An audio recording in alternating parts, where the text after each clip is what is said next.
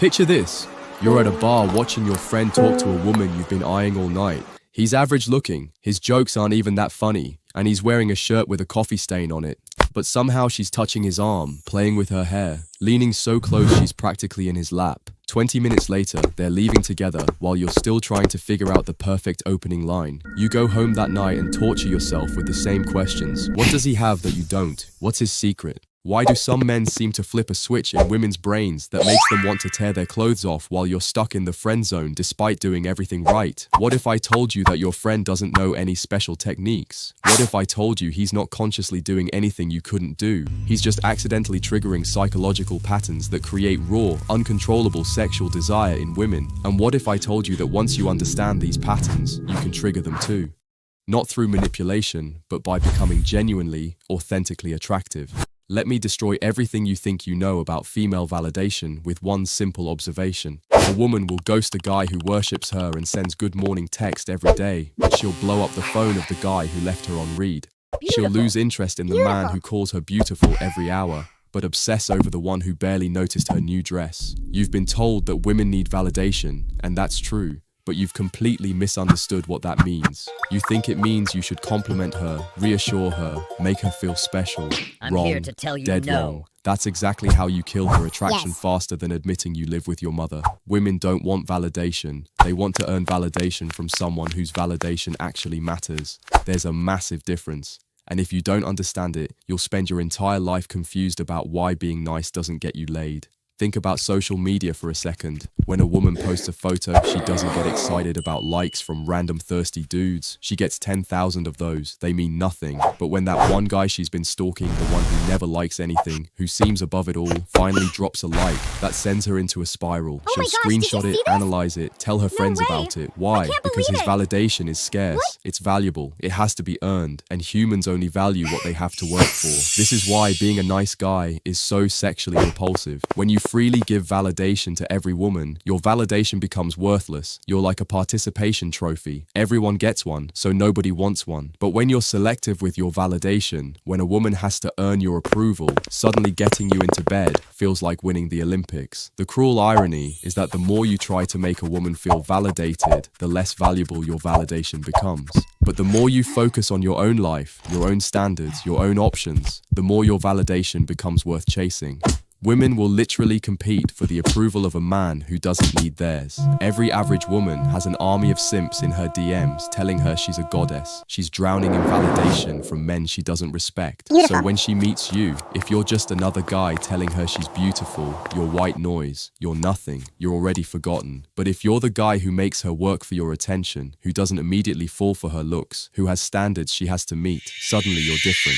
Suddenly you matter. Suddenly sleeping with you means something because not everyone can. The validation game has completely changed in the social media era. Women are getting more external validation than ever before in human history, but they're also more insecure than ever. Why? Because deep down, they know that validation from desperate men means nothing. They know those likes and comments come from men who would say the same thing to any woman with a pulse. That validation is empty calories. It fills them temporarily, but leaves them starving for something real. When you understand this dynamic, you realize why the traditional gentleman approach fails so spectacularly in modern dating. Your flowers, your compliments, your constant attention. You think you're showing interest, but you're actually showing desperation. You're communicating that you have nothing better to do than orbit around her, hoping she'll eventually notice your devotion and reward it with sex. But devotion without value is just desperation with a bow on it. This leads directly into something even more powerful: competition anxiety. Here's a truth that will completely flip your understanding of female psychology.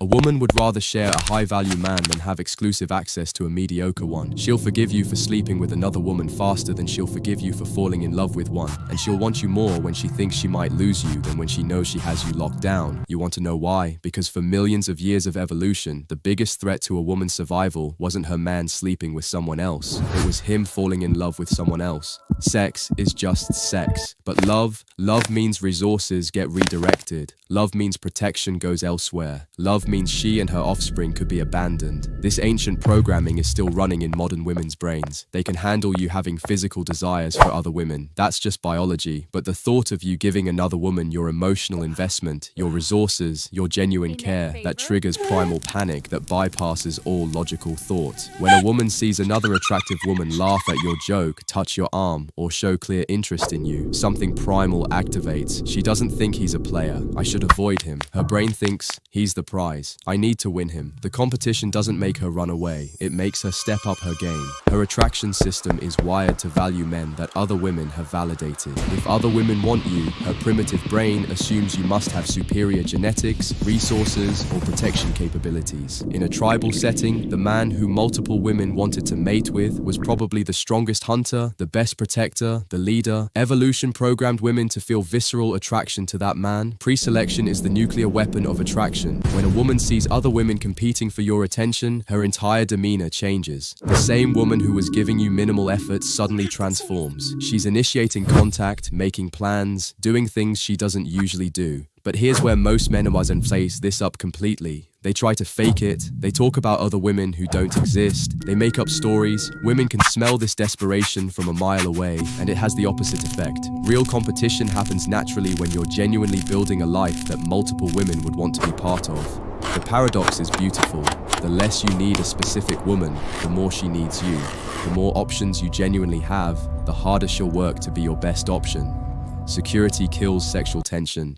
Competition creates it. This competition drive explains why women are often most attracted to men at the worst possible times. When he's in a relationship, when he's leaving town, when he's emotionally unavailable. It's not that women consciously want drama or difficulty. It's that scarcity and competition trigger ancient programming that says, this man is valuable, other women want him, I need to secure him before they do. Watch how differently a woman treats you when she knows other women are interested, versus when she thinks she's your only option. When she's your only option, she has all the power. She can make you wait, test your boundaries, push to see how much you'll tolerate. But when she knows she's competing, suddenly she's on her best behavior, initiating sex, being agreeable, trying to lock you down. The same woman, completely different behavior, all because of competition anxiety. This is why the worst thing you can do is make a woman feel like she's won you completely. The moment she feels totally secure, the game is over. The excitement dies. The sex becomes routine. She starts looking for a new challenge. Not because she's evil or ungrateful, but because her attraction system is wired to value what she might lose over what she definitely has.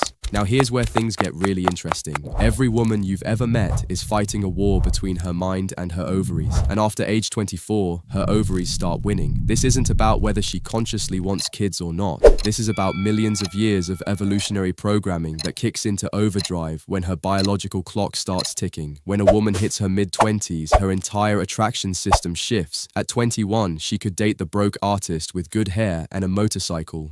At 27, that same guy repulses her because her brain is screaming he can't provide for offspring. She doesn't consciously think this. She just suddenly finds stability sexy and calls it maturity. Watch how women's dating profiles change with age. At 22, love adventures and spontaneous trips. At 28, looking for something real with someone who has their life together. Translation: her biological clock is ticking so loud she can't hear anything else, and she needs someone who can provide both superior genetics and resources.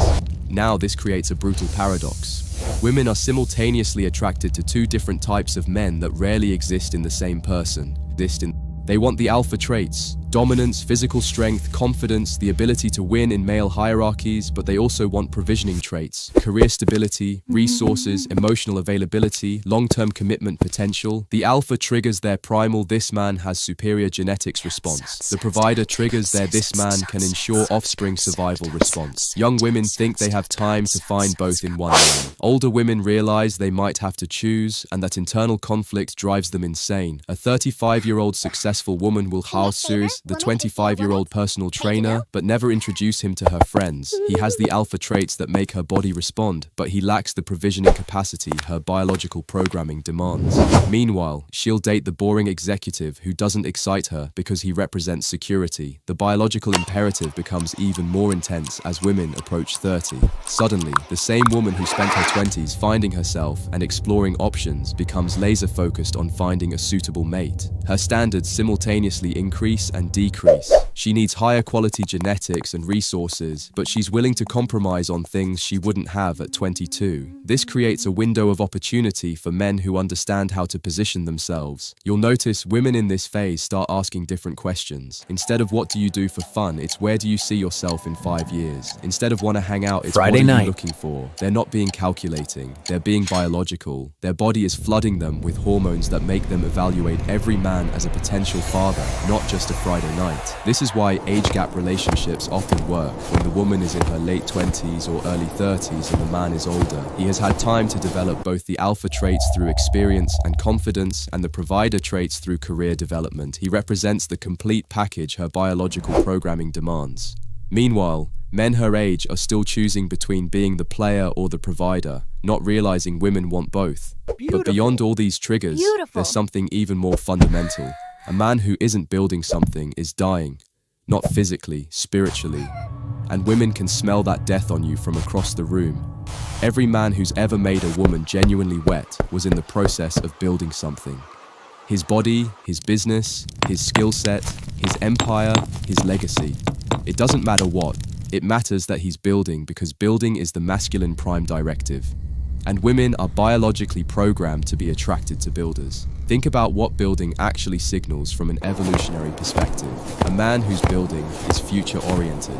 He has vision, he has discipline, he can delay gratification. These aren't just attractive traits. They're survival traits that meant the difference between dying in winter or thriving for generations. The man who built better shelters, who improved hunting techniques, who created new tools, he's the one who survived and protected his tribe. That ancient programming is still running in every woman.